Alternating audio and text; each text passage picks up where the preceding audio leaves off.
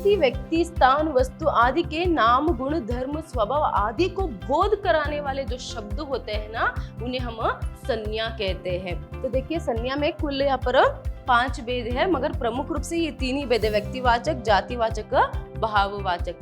गंगा नदी, यमुना नदी अगर हम कहेंगे तो वहाँ व्यक्तिवाचक संज्ञा है, वही सिर्फ नदी कहेंगे तो जातिवाचक संज्ञा है।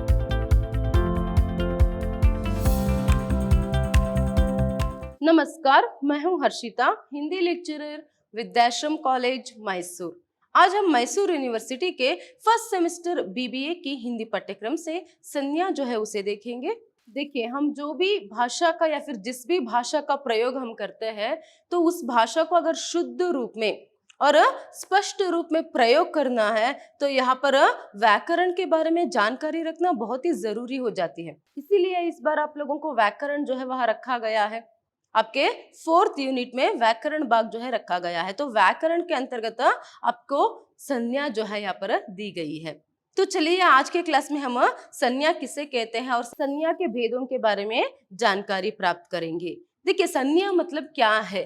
किसी व्यक्ति, स्थान, वस्तु आदि के नाम, गुण, धर्म, स्वभाव आदि को बोध कराने वाले जो शब्द होते हैं ना, उन्हें हम संज्ञा कहते हैं। और भी आसानी से अगर समझाना है तो देखिए, किसी भी व्यक्ति, प्राणी, वस्तु, स्थान, गुण, जाति या भाव आदि के नाम को यहाँ पर हम संज्ञा कहते हैं। तो संज्ञा मतलब यहाँ पर क्या है? नाम है। तो देखिए, चाहे वहां किसी व्यक्ति का नाम हो सकता है या फिर क्या है, किसी भी वस्तु, प्राणी या फिर गुण और क्या है, भाव का भी नाम यहाँ पर हो सकता है। तो ये जो है यहाँ पर संज्ञा कहलाते हैं। तो स्कूल से ही जो है आप सभी लोग यहाँ पर संज्ञा, सर्वनाम के बारे में जानकारी जो है आपने प्राप्त की है ना। तो नाउन और प्रोनाउन के बारे में प्रारंभिक रूप से ही यहाँ पर आप क्या है, संक्षिप्त रूप में जानकारी तो यहाँ पर आपने प्राप्त की ही होगी। तो ऐसे में आप लोग भी क्या है, संज्ञा के बारे में जानते होंगे। देखिए, आप लोग यहाँ पर स्कूल से ही जो है संज्ञा और सर्वनाम मतलब नाउन, प्रोनाउन, इन सब के बारे में यहाँ पर पढ़कर आए हैं, है ना। तो थोड़ी सी तो जानकारी जो है आपको यहाँ पर संज्ञा के बारे में है। तो चलिए अभी संज्ञा के बारे में हम यहाँ पर विस्तृत रूप से जानेंगे। देखिए, यहाँ पर जैसे मैंने बताया, नाम को यहाँ पर संज्ञा जो है कहा जाता है, जैसे शाम, आम, मीठा, हाथी। तो सिर्फ व्यक्ति या फिर वस्तु का नाम ही नहीं, उसके साथ साथ भाव, गुण, धर्मों का नाम भी जो है यहाँ पर क्या है, हम उन्हें भी संज्ञा कहते हैं। जैसे यहाँ पर देखिए, संज्ञा के भेद अगर हम देखेंगे उसमें आप और भी क्या है यहाँ पर जानकारी जो है प्राप्त कर सकते हैं। तो देखिए, संज्ञा में कुल यहाँ पर 5 भेद है, मगर प्रमुख रूप से ये 3 ही भेद है, व्यक्तिवाचक, जातिवाचक, भाववाचक संज्ञा। फिर हम द्रव्यवाचक और समुदायवाचक संज्ञा भी यहाँ पर हम देख सकते हैं। देखिए, यहाँ पर व्यक्तिवाचक संज्ञा किसे कहते हैं? व्यक्तिवाचक संज्ञा करके जिस संज्ञा शब्द से किसी विशेष व्यक्ति, प्राणी, वस्तु अथवा स्थान का बोध हो उसे व्यक्तिवाचक संज्ञा कहते हैं। क्या कहते हैं? पर जिस संज्ञा शब्द से जो है किसी विशेष व्यक्ति, प्राणी, वस्तु अथवा स्थान का बोध हो, व्यक्ति, प्राणी, वस्तु अथवा स्थान का बोध होना, तो उससे हम यहाँ पर व्यक्तिवाचक संज्ञा कहते हैं। मतलब पर्टिकुलर रूप से एक व्यक्ति का या फिर एक स्थान का, एक जगह का, एक शहर का, जिसका यहाँ पर नाम का बोध होता है ना, उसे हम संज्ञा कहते हैं। जैसे यहाँ पर जयप्रकाश नारायण, श्री कृष्ण, फिर रामायण, ताजमहल, लाल किला, हिमालय। देखिए, यहाँ पर आप देख सकते हैं जयप्रकाश करके एक ही व्यक्ति का यहाँ पर नाम का जो बोध है यहाँ पर प्रमुख रूप से होता है। एग्जाम्पल, लाल किला या फिर ताजमहल कहते हैं, वहां पर सिर्फ ताजमहल का बोध जो है यहाँ पर कराता है। फिर लाल किला, तो प्रमुख रूप से पर्टिकुलरली एक ही व्यक्ति या फिर स्थान, किसी स्थान या फिर किसी जगह का जो यहाँ पर नाम का बोध होना, तो उससे हम यहाँ पर क्या कहते हैं? व्यक्तिवाचक संज्ञा। एग्जाम्पल अगर हम हाथी कहेंगे। आगे देखिए, यहाँ पर जातिवाचक संज्ञा, जिस संज्ञा शब्द से उसकी संपूर्ण जाति का बोध हो उसे जातिवाचक संज्ञा कहते हैं। जिस संज्ञा से मतलब जिस नाम से यहाँ पर संपूर्ण जाति का बोध होता है ना, उसे हम जातिवाचक संज्ञा कहते हैं। चाहे वहां यहाँ पर किसी की भी हो सकती है। जैसे यहाँ पर आप देख सकते हैं, मनुष्य, नदी, पर्वत, लड़का, गाय, नारी, गांव।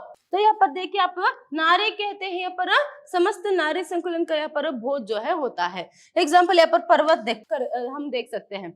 तो पर्वत कहते ही क्या है, यहाँ पर पर्वत, समस्त पर्वत का यहाँ पर बोध जो है, पर्वत जाति का बोध जो है होता है। जैसे नदी, देखिए नदी कहते ही समस्त नदी का बोध उस जाति का बोध जो है होता है। वही अगर हम गंगा नदी करेंगे तो क्या हो जाएगा, वह व्यक्तिवाचक संज्ञा के अंतर्गत आ जाएगा। याद रखिएगा, गंगा नदी, यमुना नदी अगर हम कहेंगे तो वह व्यक्तिवाचक संज्ञा है। वही सिर्फ नदी कहेंगे तो जातिवाचक संज्ञा है। वही देखिए मनुष्य कहते ही क्या है, यहाँ पर सभी मनुष्य जाति का बोध जो है यहाँ पर होता है। तो जिस संज्ञा शब्द से समस्त जाति का यहाँ पर बोध हो ना, किसी भी समस्त जाति का बोध हो, तो उसे हम जातिवाचक संज्ञा यहाँ पर कहते हैं। आगे देखिए यहाँ पर भाववाचक संज्ञा। तो किससे कहते हैं हम भाववाचक संज्ञा? जिस संज्ञा शब्द से पदार्थों की अवस्था, गुण, दोष, भाव आदि का बोध हो उसे हम भाववाचक संज्ञा कहते हैं।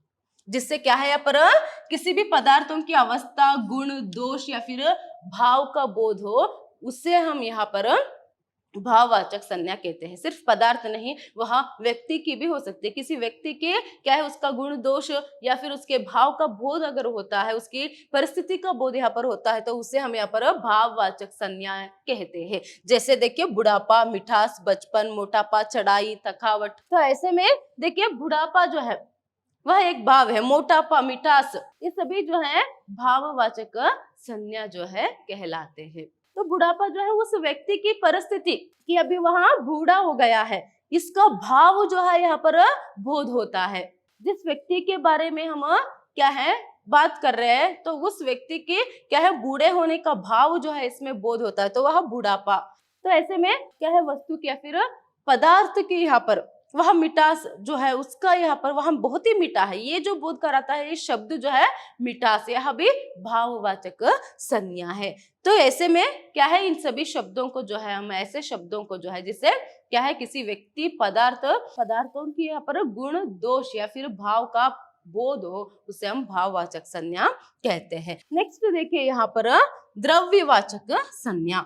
जिस संज्ञा शब्द से किसी धातु, द्रव्य आदि पदार्थों का बोध हो उन्हें द्रव्यवाचक संज्ञा कहते हैं।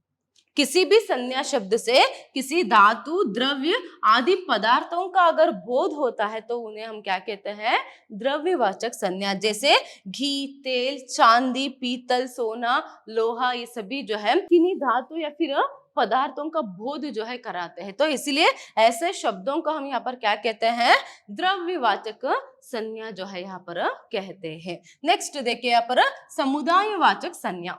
किसे कहते हैं समुदायवाचक संज्ञा करके? जिस संज्ञा शब्द से व्यक्तियों, वस्तुओं आदि के समूह का बोध हो उन्हें समुदायवाचक संज्ञा कहते हैं।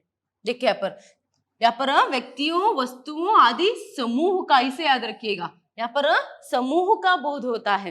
तो ऐसे में जो समूह के यहाँ पर बोध को यहाँ पर बोध कराते हैं, तो ऐसे यहाँ पर शब्दों को जो है हम क्या कहते हैं, समुदायवाचक संज्ञा जो है यहाँ पर कहते हैं।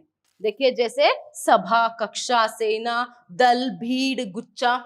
तो ऐसे में क्या है, सभा कहते हैं एक सभा, वहां पर समुदाय है, मतलब एक समूह है। सभा कहते हैं कोई एक व्यक्ति वहां पर क्या है सभा में शामिल नहीं हो सकता है, फिर सिर्फ एक व्यक्ति नहीं रहता है सभा में, बहुत सारे लोग रहते हैं, तो वहां सभा तो एक समुदाय है। देखिए नेक्स्ट कक्षा कहते हैं यहाँ पर बहुत सारे बच्चों का एक समूह जो है रहता है। तो नेक्स्ट आप देख सकते हैं भीड़, गुच्छा मतलब यहाँ पर फूलों का गुच्छा, तो एक फूल जो है वहां नहीं रहता है, गुच्छा मतलब बहुत सारे फूल रहते हैं, तो वहां पर भी एक समुदाय है।